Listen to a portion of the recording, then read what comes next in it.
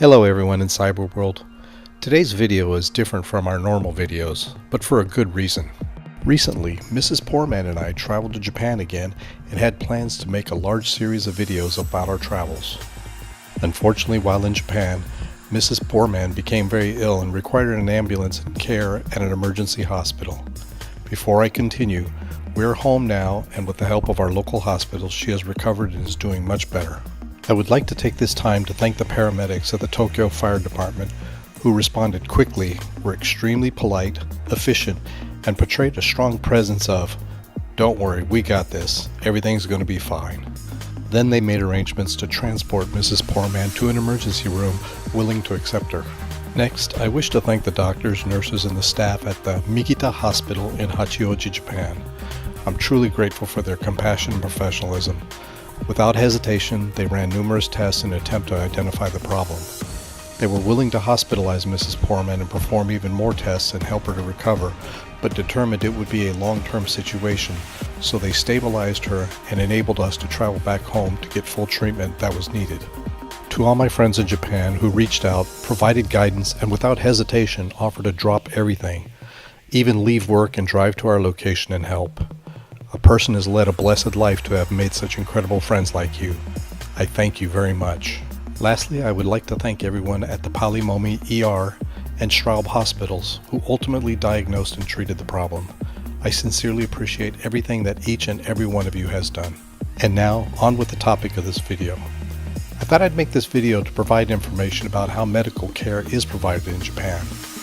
To begin, my understanding is that the fire department paramedics operate the ambulances, and I'm not sure if there are other ambulances operated independently or by other companies.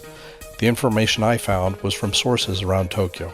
In America, ambulances generally take people to the nearest emergency room, but this is not the case in Japan. In Japan, paramedics first perform triage and make a simplistic diagnosis and then begin calling hospitals to find one that's willing to accept the patient. On a rare occasion, it can take a significant amount of time to find a hospital. After arriving at the emergency room, the paramedics provide a detailed description based on the information they've put together. This process was unbelievably formal. The paramedics virtually stand at attention and read off a detailed report they put together. If the attending doctor in the ER has additional questions, they respond as a soldier would responding to a commanding officer. The entire process was quick and extremely efficient. The treatment within the ER is similar to the treatment received in America. One difference I noticed was that a 500 milliliter IV bag is set at a drip rate which takes 8 hours. In my experience in the US, a 1 liter IV bag, or double the size, is pushed in less than an hour. After a patient is ready to be released, the bill for care must be settled. Personally, I was quite nervous of what was to come. Keep in mind your health insurance may not be accepted. You will still need to pay for your services provided, and hopefully your insurance company will allow you to claim for reimbursement at a later time. You will likely be directed to a cashier's counter where you will need to pay. I had not received the bill from the cashier, but asked the most important question: "Do you accept credit cards?" To my horror, they said, "I'm very sorry, but we do not accept credit cards. Payments must be made in cash." Mrs. Poorman had 2 CT scans, x-rays, and various blood work, not to mention the ambulance drive. I was working out the math in my head and trying to figure out how to contact my bank to allow me to withdraw what I would need. I was then provided the entire bill, and it totaled just over 45,000 yen, which is around $400. What an unbelievable relief.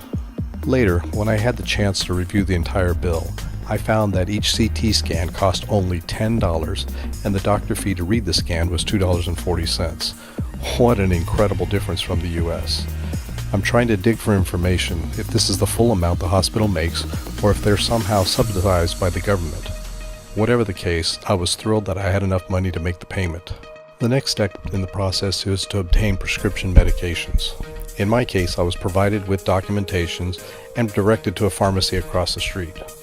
Upon entering the pharmacy, I was directed to a machine to insert the documentation I was provided. A numbered ticket was automatically generated and I waited to be called. When I was called, the pharmacist showed me all the medications and one by one provided detailed information and instructions on how they're used and what they're for. I then paid 2,000 yen for everything, which is only about $18. Upon completion of everything, and when Mrs. Poorman was finally released, I was asked if we had transportation means to get back to where we stayed.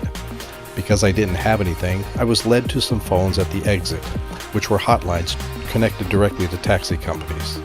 You just pick up the phone and request a taxi, and shortly thereafter a cab arrived and took us back to our hotel.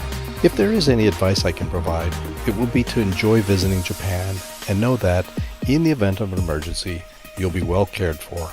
But to be on the safe side, be sure to have some extra cash on hand. In closing, I once again thank everyone who helped Mrs. Poorman.